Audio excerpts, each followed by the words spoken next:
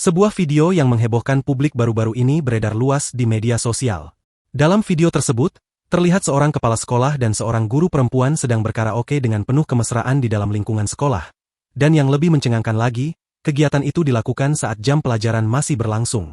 Peristiwa ini terjadi di Sekolah Dasar Negeri 2 Ciodeng, yang berada di wilayah Pandeglang, Banten.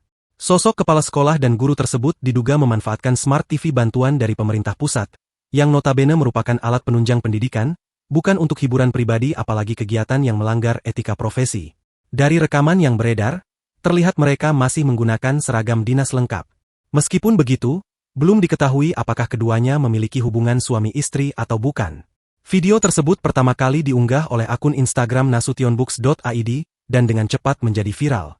Dalam rekaman itu, tampak jelas keduanya asyik menyanyi dan berpelukan sambil diduga memanfaatkan Smart TV bantuan Presiden Prabowo Subianto.